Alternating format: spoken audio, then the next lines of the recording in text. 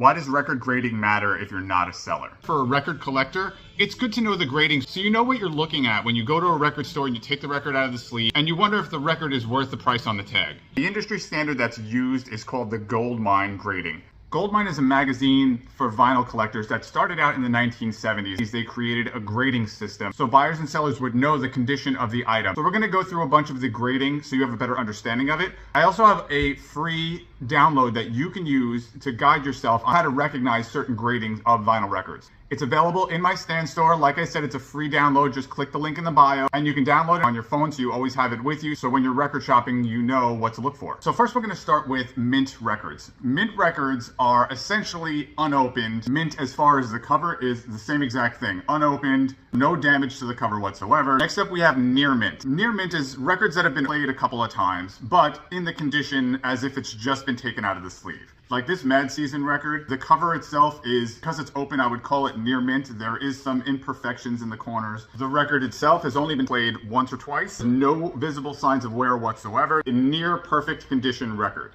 Next up, we have the two most common graded records. So in this example, I have two Aerosmith records. One of them is a VG and one of them is a VG Plus. A VG Plus condition cover is going to show some signs of wear along the top or along the corners. It's still in really nice shape and great for a record collection. And this is going to be the best valued record that you can find. A VG Plus record is really only going to show light signs of play, some sleeve marks from being slid in and out of the cover. When you play it, there may be some very light background noise in between the tracks and on some of the quieter parts, but essentially it's going to sound fantastic. VG version of the same record, the cover has some creasing, it has heavier wear on the corners and edges. The VG vinyl is going to show more noticeable scuff marks, some light superficial marks, visible but not feelable. A VG record when played is going to have some surface noise. You hear the crackling, you'll hear the pops and clicks. Why is one record $18 and why is one of them $10? Well, the difference is the grade.